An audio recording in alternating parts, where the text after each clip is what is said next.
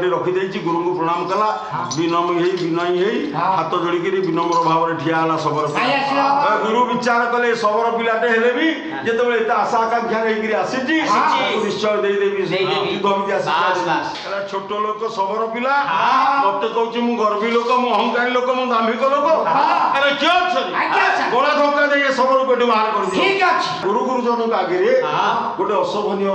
कांड घटिला कौन शिष्य पक्षे ठीक तेणु सबर कौन कला गुरु पाद तले साष्टांग प्रणिपात कला विश्व चिंतामणि प्रभु को स्मरण करी आज सबर निराश द्रोणाचार्य निकट फेरी जाऊँ आखड़ाशाल मूर्तिकार द्रोणकर गोटाए प्रतिकृति को प्रतिमूर्ति को स्थापन करी पाद तले भक्ति पुष्पांजलि दे एकनिष्ठ भाव में विद्या साधन करी सबर दिन पर दिन गड़ी चली महाधन ऊर्धर वीर परिणत है काखेरे जल कलसी धरी बामे तर बामर विपरीत है दक्षिण भुज डाहाण हाथ टाक हलई हलई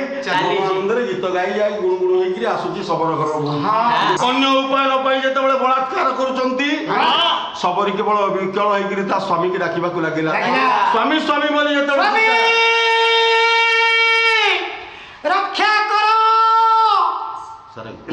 रक्षा करो को स्मरण करी सबर जो दिव्यास्त्र को प्रयोग कला बापा आकाश में बिजुली मारिले बिजुली स्थायित्व जी समय आकाश में बिजुली जी समय रहे से समय भितर 100 कौरव भाई जाक जलाशय निकट मूर्छित हो पड़े मत मूर्छित हो पड़ी रातिटा मारी आसूची सबर निज स्त्री की सांगे धरी सबर पल्ली परवर्ती समय राति मारी आसी राति पाइले कौन हम देखा बोले समयटी है प्रभात समय पूरा पुराणा कालिया पद गाइबा बाबरी प्रभातटा केमती आसिला पुराणा कालिया छांदुर पदे बोले प्रभाते प्रभाती तारा नागरा प्रभाते प्रभाती तारा नागरा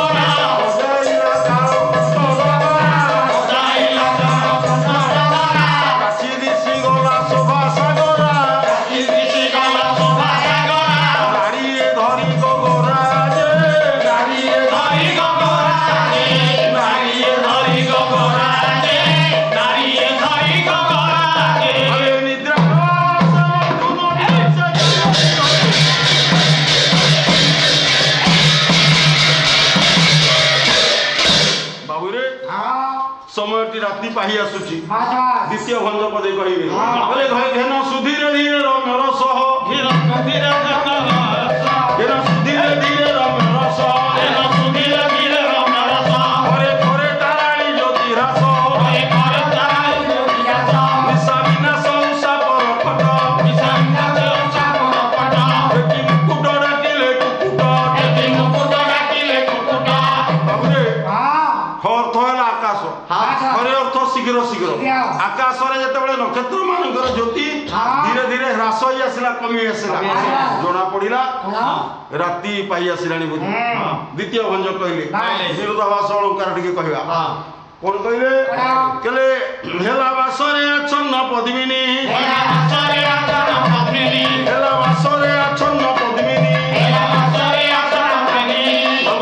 सर्वजम कलंकार हेला बासरे आच्छन्न पद्मिनी राति जेतेबेले पाइला पद्मिनी जातिया माने स्वामी निकट रात्रि यापन करुथिले अभूषिता थिले बसन भूषण पिंधि टिके संजत भाव में बाहर को आसिले बाबूरे पुणी हेला बासरे आच्छन्न पद्मिनी जेतेबेले राति पाइला पद्म फूल टिए फुटिला बासना द्वारा महक द्वारा निजे आवृत हला किए ना पद्म फूल पद्मिनी माने आवृत हेले पद्मिनी एठी पद्म फूल एठी पद्मिनी हेले पद्मिनी जातिया नारी बाबू तेणु राति पाइला विरोधाभास कौन कहले कहले भुजंग में बिटपी की लोड़िले भुजंग में बिटपी की छाड़िले भुजंग कहले सर्प मान जो राति पाइला वृक्ष को लोड़िले कि वृक्ष करोड़ भितर आश्रय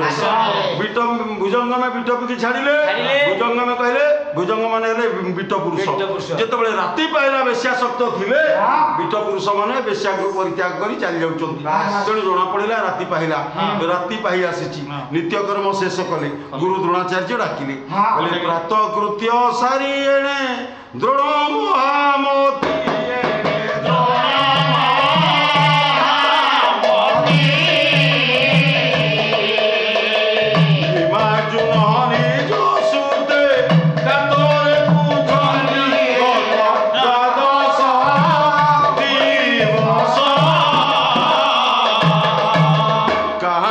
ଗାନ୍ଧାରୀ ସୁତେ ନମିଳେ ସନ୍ଦେଶ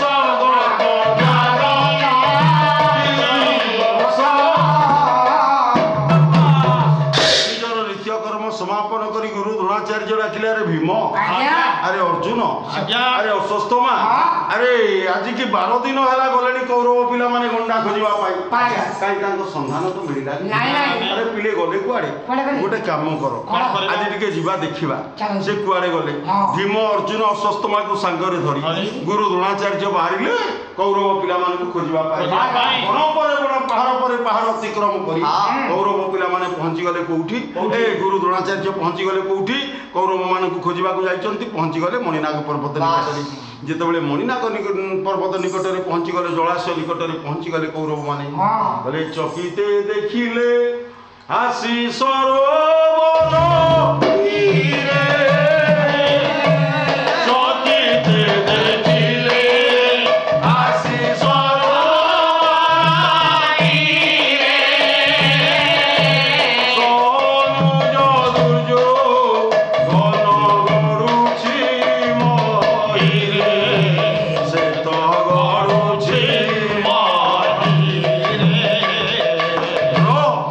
ଚମକି ପଡ଼ିଲେ ଗୁରୁ ଦ୍ରୋଣାଚାର୍ଯ୍ୟ ଆରେ ଏଭଳି ଅପରାଜିବା ପିଲାମାନେ ତାଙ୍କୁ କିଏ ଏଠି ମୂର୍ଚ୍ଛିତ ଅବସ୍ଥାରେ ପକାଇଛି ହେତୁ ନିରୂପନ୍ତି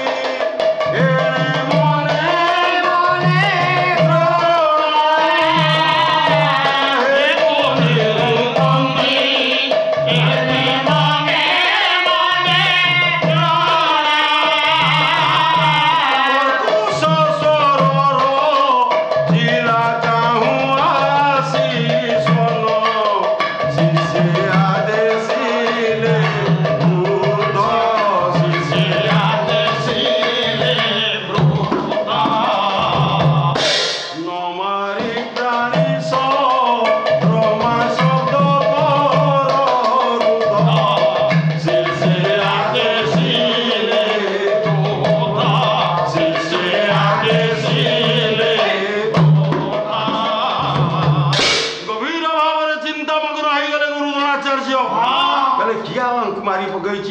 ମୂର୍ଚ୍ଛିତ ଅବସ୍ଥାରେ ପକେଇଛି ଯେତେବେଳେ ଗଭୀର ଭାବରେ ଚିନ୍ତାମଗ୍ନ ହୋଇଛନ୍ତି ଗୁରୁ ଦ୍ରୋଣାଚାର୍ଯ୍ୟ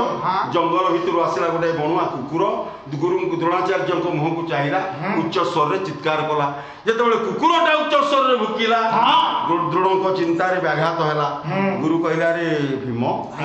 ଆରେ ଅର୍ଜୁନ ଆରେ ଅଶ୍ୱତ୍ଥାମା ଗୋଟେ କାମ କରିପାରିବ ତମେ ସର ମାରି ଏ କୁକୁରର ଶବ୍ଦଟାକୁ ବନ୍ଦ କରିପାରିବ ଭୀମ କହିଲା ନା ଗୁରୁଦେବ ଏ କାମ ମୁଁ କରିପାରିବିନି ଅର୍ଜୁନ କହିଲା ଗୁରୁଦେବ ଏ ବିଦ୍ୟା ତ ମତେ କୋଉ ଦିନ ଶିଖେଇ ନାହାନ୍ତି ଅଶ୍ୱତ୍ଥାମା କହିଲା ବାପା ଆପଣ ତ ଏ ବିଦ୍ୟା ମତେ କେବେ ଜଣେଇ ନାହାନ୍ତି ତିନି ଜଣ ଯାକ ଯେତେବେଳେ ନିଜର ଅସାମର୍ଥ୍ୟତା ପ୍ରକାଶ କଲେ ତାପରେ ଏଇ ସମୟରେ ଘଟଣାଟା ଘଟିଛି କଣ ଅଦୃଶ୍ୟରୁ ସ୍ୱରଟାଏ ଆସି କୁକୁରର ସ୍ୱରକୁ ବନ୍ଦ କଲା ଯେତେବେଳେ ଅଦୃଶ୍ୟରୁ ସ୍ୱରଟା ଆସି କୁକୁରର ଶବ୍ଦକୁ ବନ୍ଦ କରିଦେଲା ଅର୍ଜୁନ ବୋଇଲେ ଗୁରୁ ଅଛି କେହୁ ବୀର ଅର୍ଜୁନ ବୋଇଲେ ଗୁରୁ ଅଛି କେହୁ ବୀର ସନିପତେ କଳା ସ୍ୱର୍ଗ ସାରବେୟ ସ୍ୱର ମଣି କରି ସେହି ଯୁଦ୍ଧ ମଣି କରି ସେହି ଯୁଦ୍ଧ ହସ୍ତି ନାମ ଗବ ସୁତେ ଗୁରୁ କହିଲେ ଆରେ ମୁଁ ଭାବୁଛି ନିଶ୍ଚିତ ଭାବରେ ନିକଟରେ କୋଉଠି ଗୋଟେ ବୀର ଆତ୍ମଗୋପନ କରିଛି ଲୁଚିକି ରହିଛି ଯିଏକି ସ୍ୱର ମାରି ଏ କୁକୁରର ଶବ୍ଦକୁ ବନ୍ଦ କରିଛି ଗୋଟେ କାମ କର ଆରେ ବୀର ଆରେ ଅର୍ଜୁନ ଗୋଟେ କାମ କର ଯାଇ ଦେଖିଲୁ ନିକଟରେ କୋଉ ବୀର ସେ କୋଉଠି ଲୁଚିକିରି ଅଛି କୋଉଠି ଆତ୍ମଗୋପନ କରିଛି ଟିକେ ଦେଖେ ଗୁରୁଙ୍କ ଆଦେଶେ ଚଳି ଗଲେ ସଭ୍ୟ ସାଥୀ ଗୁରୁଙ୍କ ଆଦେଶେ ଚଳି ଗଲେ ସଭ୍ୟ ସାଥୀ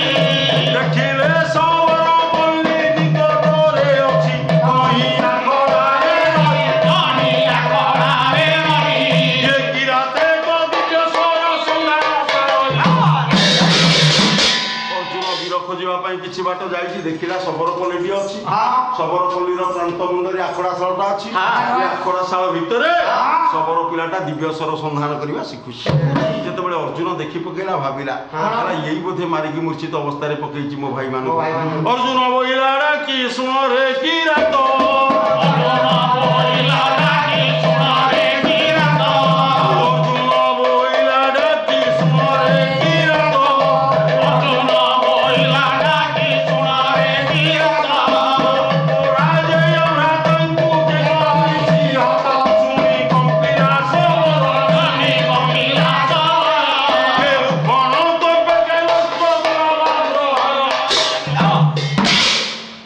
ଡାକି ଦେଇଛି ଅର୍ଜୁନ କହିଲା ହେ ଶବର ପିଲା ଯୋଉ 100 ଭାଇ ଯାକ ମୋ ଜଳାଶୟ ନିକଟରେ ମରିକି ପଡିଛନ୍ତି ମୂର୍ଚ୍ଛିତ ଅବସ୍ଥାରେ ପଡିଛନ୍ତି କହିପାରିବୁ ଆମକୁ କିଏ ମୂର୍ଚ୍ଛିତ ଅବସ୍ଥାରେ ପକେଇଛି ମୁଁ ମାରିଛି ଶବର କହିଲା ଇଏ 100 ଭାଇଙ୍କ ଭିତରେ ଏଇଟା ଗୋଟା କୋଉଠି ପଛରେ ଥିଲା ଇଏ ବୋଧେ ପଛରେ ଆସି ପହଞ୍ଚିଲାଣି ଶବର କାଳ ବିଳମ୍ବ କଲାନି କଣ କଲା ନା କର୍ଣ୍ଣ ଗୁଣ ଉଟାରି କଲା ସର ଦୃଷ୍ଟି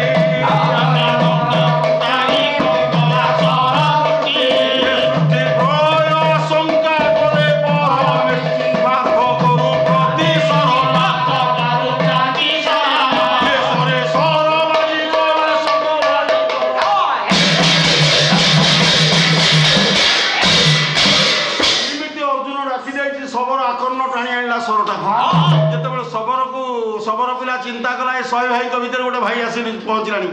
ଆକର୍ଣ୍ଣ ଟାଣି ଆଣି ଯେତେବେଳେ ଅର୍ଜୁନ ଉପରକୁ ସର ନିକ୍ଷେପ କରେ ଶବର ଅର୍ଜୁନ ଶବର ସରର ପ୍ରତିରୋଧ କରନ୍ତେ ଅର୍ଜୁନ ଶବର ଭିତରେ ଭୟଙ୍କର ଯୁଦ୍ଧ ଲାଗିଲା ହେଲା ବେଳୁ ବେଳ ଇଏ ରଣ ପ୍ରବଳ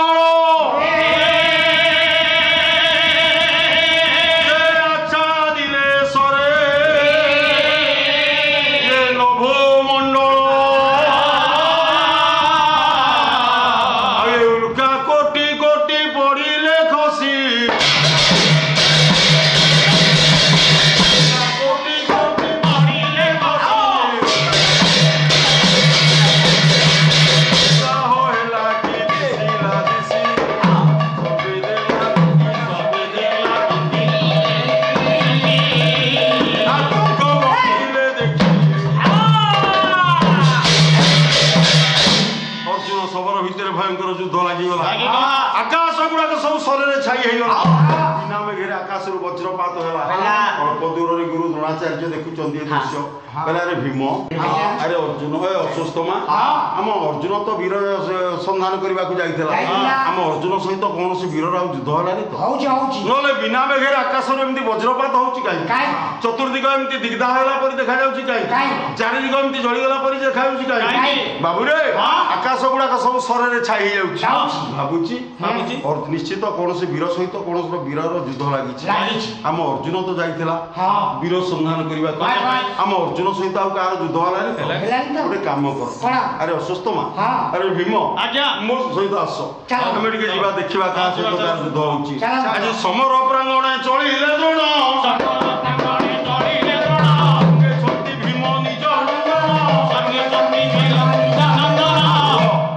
ଭୀମ ଆଉ ଅଶ୍ୱତ୍ଥାମାକୁ ସାଙ୍ଗରେ ଧରି ଗୁରୁ ଦ୍ରୋଣାଚାର୍ଯ୍ୟ ବାହାରିଲେ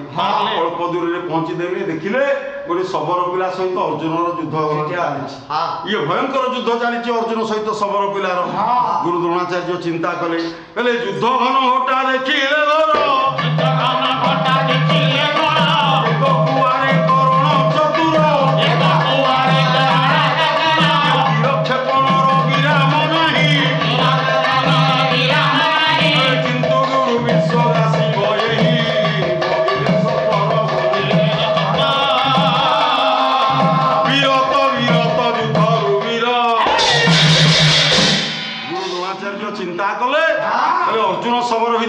যদি ଆଉ କିଛି ସମୟ ଲାଗେ ଏ ବିଶ୍ୱ ନିଶ୍ଚୟ ଧ୍ୱଂସ ହେଇଯିବ ମହାମନା ଗୁରୁ ଦ୍ରୋଣାଚାର୍ଯ୍ୟ ଯୁଦ୍ଧ ଭିତରକୁ ପଶିଗଲେ ଆରେ ପିଲେ ଯୁଦ୍ଧ ବନ୍ଦ କର ଯୁଦ୍ଧ ବନ୍ଦ କର ଯୁଦ୍ଧ ବନ୍ଦ କର ଗୁରୁ ଦ୍ରୋଣାଚାର୍ଯ୍ୟ ଯୁଦ୍ଧ ବନ୍ଦର ଆହ୍ୱାନ ଦେଲେ ବାବୁରେ ଯେତେବେଳେ ଆହ୍ୱାନ ଦେଇଦେଲେ ଯୁଦ୍ଧ ବନ୍ଦର ହେଲା କଣ ନା ସମର ସ୍ଥଗିତ ହେଲା ସେ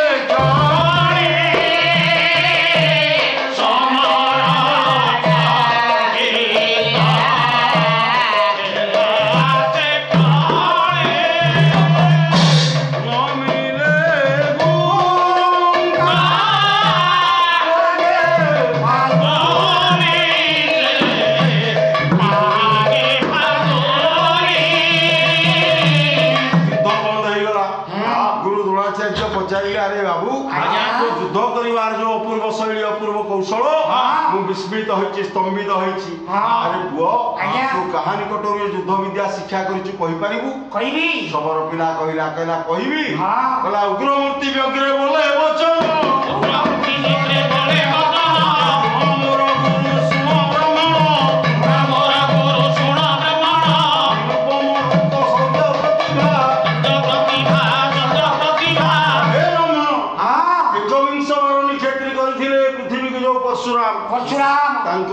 शिष्य होचंती मोर गुरु द्रोणाचार्य द्रोणाचार्य तमर गुरु तांकरी निकटरे युद्ध विद्या मैं शिक्षा करिछि हां आश्चर्य रे गुरु द्रोणाचार्य कहले अरे मु तो गुरु द्रोणाचार्य मु तो परशुराम को शिष्य हां या को द्रोणाचार्य कथा कहछि कहले अरे पुओ हां तो गुरु कोठी रहंती तू देखै देई पारि अछंती आकड़ा घरे अछंती हां मते देखै देई पारि आगे आसो नेला से आखोड़ा सारे कोड़ा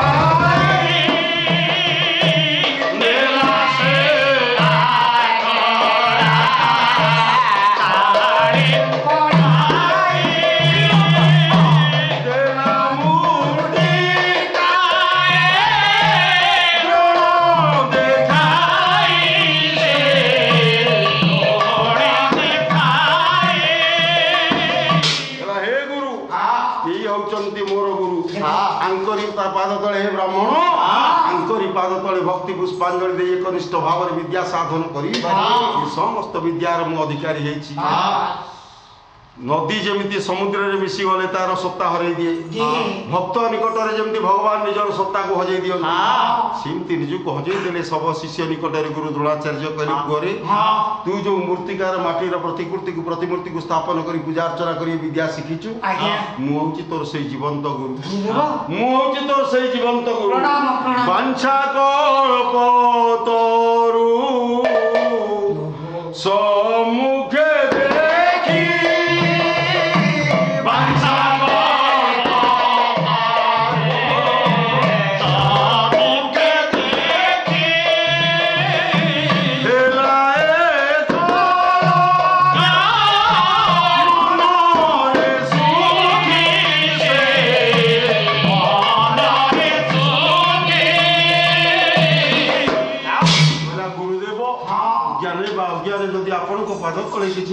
अपराध करी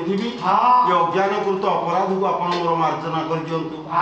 मते क्षमा कर दियंतु क्षमा कर दियंतु क्षमा कर दियंतु गुरु कहले या होची प्रकृष्ट समय कहले बाबू रे तते मु क्षमा कर देबी तते मु शिष्य रूप रे ग्रहण करिबी फेरे गोटिए कथा कोन बाबू रे कोन गुरु देबो बडे काम करि पारि कोन तू जा कहबे करी जो मान को मूर्छित अवस्था रे तू जे जलाशय निकट रे पकैछु कहला करिछ सते को राता नि पातो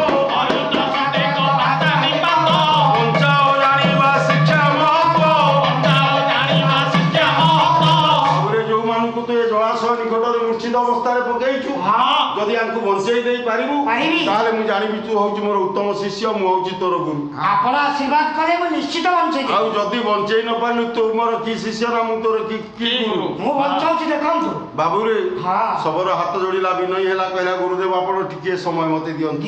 सबरो कोन कला कहला सुनिबि रो बागे सुनिबि रो बागे सुनिबि रो बागे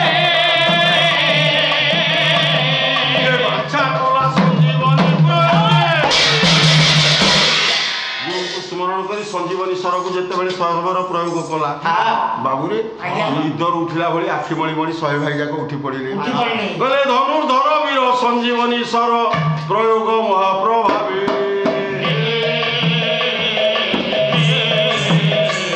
अरे निशा धर्मदीप्त सत विशासम उठिले दुख कौरवे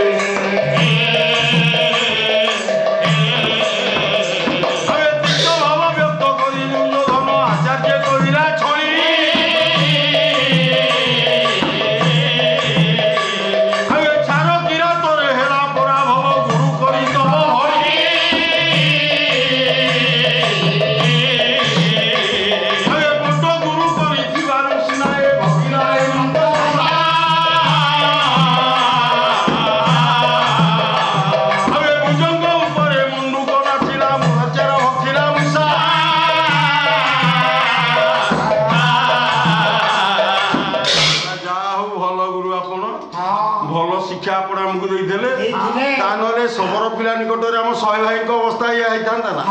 जा हो भलो गुरु आपण जते बेले तिक्त कथा कटु कथा मन मान गोविंद दुर्योधन कहि दउची गुरु द्रोणाचार्य को महामना गुरु से शिष्यर कटु कथा रे भांगीबा लोक से नुह कहले बाबू रे एथरे दुख करिवारे किछि नाही कहले जय पराजय जीवन रहस्य एथकु न कर चिंता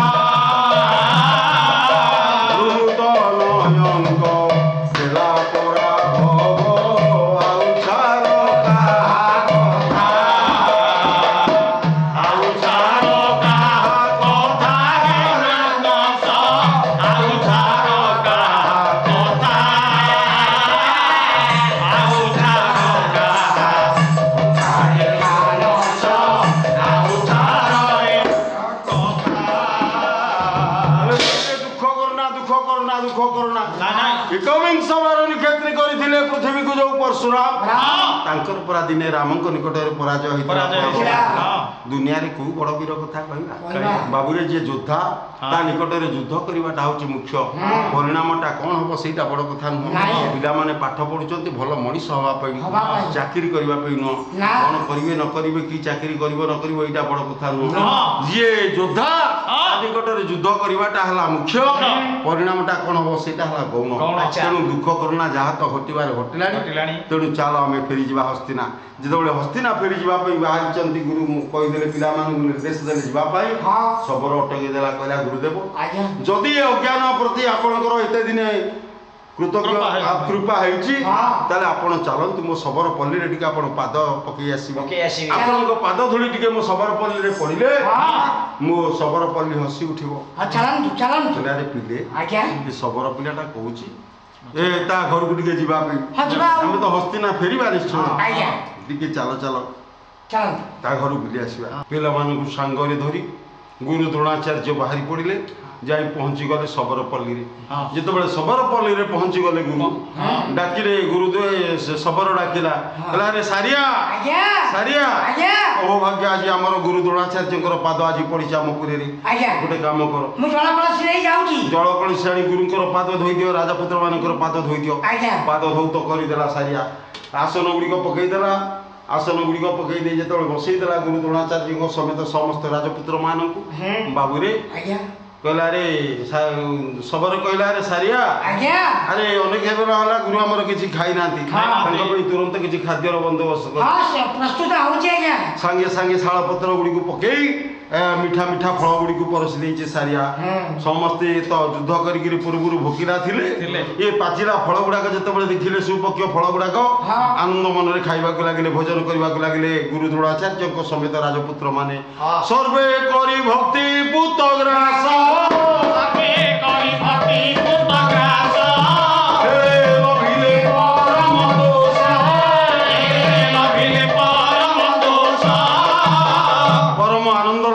परम सुख लाभ कले राजपुत्र समेत गुरु द्रोणाचार्य कहले एथर भोजन तो सरिला पिले चल बाहर जीवा जो बाहरी पड़ी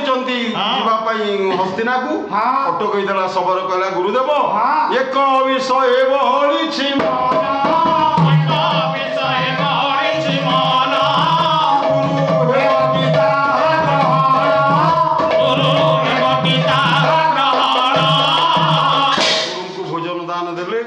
भोजन सहित किसी दक्षिणा दवा पड़े कहले गुरुदेव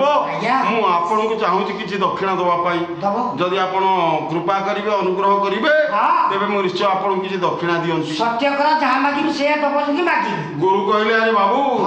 ए दान सहित दक्षिणा प्रदान करिवा गोटे महत कार्य पुण्य कार्य जदि से पुण्य कार्य रे तोर मन बढ़ीची तू गोटे काम कर आग सत्य कर सत्य सत्य सत्य त्रिबार सत्य कर मु जहा मागीबी कहला गुरुदेव मु सत्य करूची आपण जहा मागिबे मते देबी मु ता दबाकू गुंठिया कुंटाबोध करबेनी आवश्यक पड़ले मु आपण को पाद तळे प्राणपात भी कर देबाकू प्रस्तुत गुरु को कहले तू सत्य सत्य आग त्रिबार सत्य कर कहला त्रिबार करूची सत्य हस्ते देई पाई पाद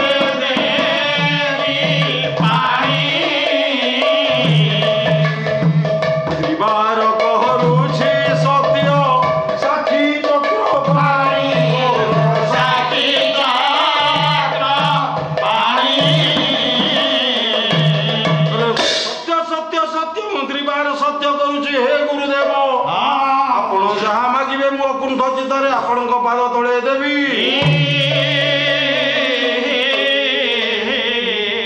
गुरु कौन मागिले कहले बाबू रे दबु तो सत्य करिचु करू हड़ा हड़ किसे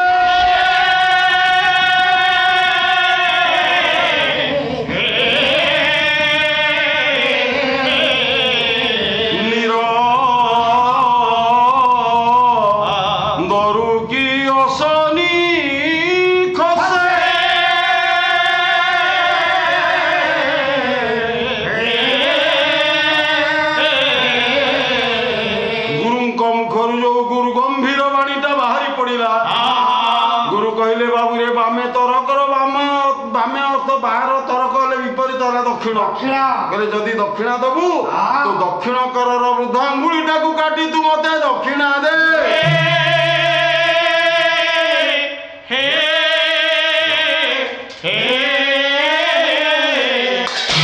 ହସିଲା ଶବର କହିଲା ଗୁରୁଦେବ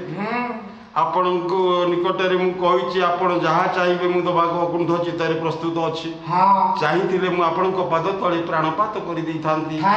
ଆପଣ ଏ ଦକ୍ଷିଣ ହସ୍ତର ବୃଦ୍ଧ ଆଙ୍ଗୁଠିଟାକୁ ନେଲେ ସନ୍ତୋଷ ହେବେ। ତାହେଲେ କିଛି ଦୁଃଖ କରନ୍ତୁ ଟିକିଏ ଅପେକ୍ଷା କରନ୍ତୁ ମୁଁ ଆସୁଛି। ଶବର ଚାଲିଗଲା ବିଦାୟ ନେଇ କିଛି ଦୂରକୁ କଣ କଲା ଏଣେ ତୀକ୍ଷ୍ଣ ଛୁରୀ କାଏ ଆଣି ହସି ହସି ଯାରା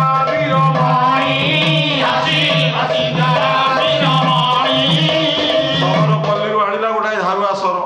ତୀକ୍ଷ୍ଣ ସରଟାକୁ ଆଣିଲା ବାଁ ହାତରେ ତା ଦକ୍ଷିଣ ହସ୍ତର ବୃଦ୍ଧାଙ୍ଗୁଳିଟାକୁ କାଟିଦେଲା। ରକ୍ତ ଧାର ଧାର ବହି ଯାଉଛି ଶବର ହସ୍ତରୁ। ଇଏ କୋଟା ଆଙ୍ଗୁଠିଟାକୁ ଧରିଛି ଶବର ଆସି ପହଞ୍ଚିଲା ଗୁରୁଙ୍କ ନିକଟରେ। ଗୁରୁଙ୍କ ପାଦ ତଳେ କୋଟା ଆଙ୍ଗୁଠିଟାକୁ ରଖିଦେଲା। ଯେତେବେଳେ ଗୁରୁ ତାଙ୍କର ଇପ୍ସିତ ଆକାଂକ୍ଷିତ ବସ୍ତୁ ଏ କୋଟା ଆଙ୍ଗୁଠିଟାକୁ ଦେଖିଦେଲେ ଗୁରୁ ଲଭିଲେ ପରମ ତୋଷା କଲେ ସକଳେ ବହୁ ଆଶୀଷ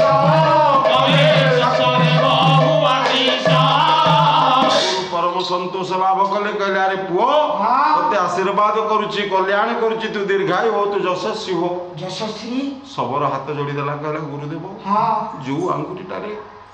ଯୋଉ ଆଙ୍ଗୁଠି ଯୋଗୁଁ ଏ ବିଶ୍ୱ ଦରବାରରେ ମୁଁ ଯଶ ଅର୍ଜନ କରିଥାନ୍ତି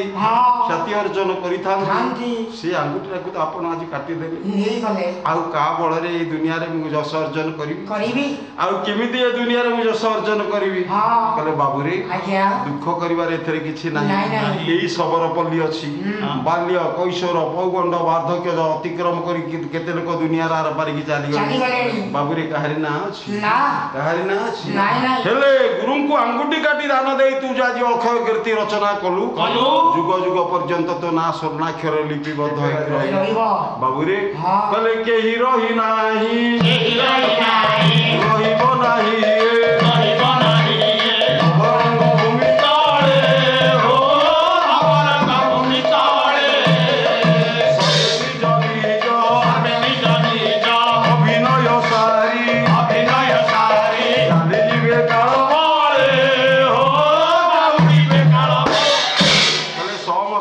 ସମସ୍ତେ ଚାଲିଯିବା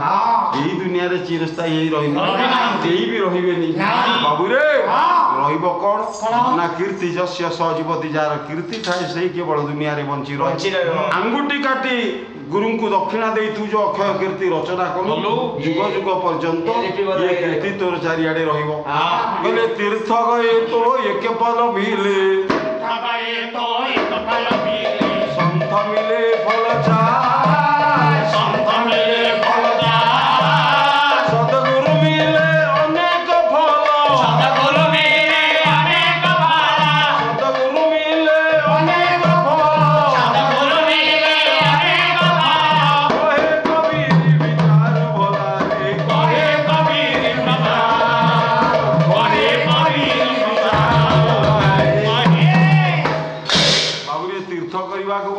गोटे फल मिल धर्म तीर्थ गए तो एक फल मिले सन्थ मिले फल चार यदि साधु सन्थर आम शरणापन्न हवा आमको चारिटा फल मिल धर्म अर्थ काम मुख्य सर्वोपरि जदि आम सद्गुरुंकर शरणापन्न हवा ताले बहुविध फल आमको मिल तेणु यही कथा यही ठारे थाऊ दया करी थांतु महाबाहु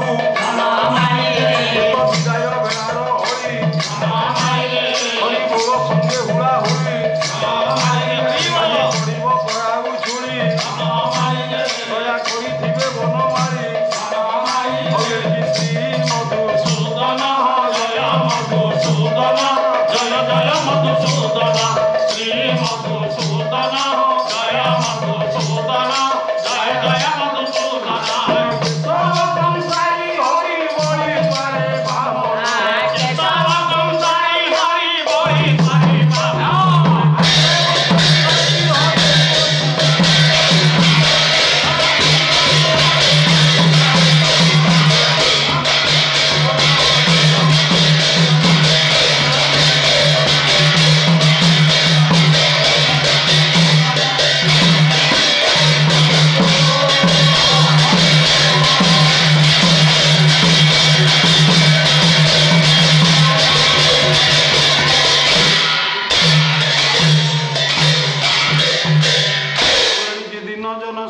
ରକ୍ଷଣ ମହାବିଘ୍ନ ଜନ ଶରଣ ରକ୍ଷଣ ମହାବିଘ୍ନ ଜନ ଶରଣ ରକ୍ଷଣ ମହା ଆନନ୍ଦ ସାଗର ହରିବୋଲ ଓଳାଉଳି କର ତାଳି ଦିଅ ଏ ବିଶ୍ୱର ଦୁଃଖ ଦୂର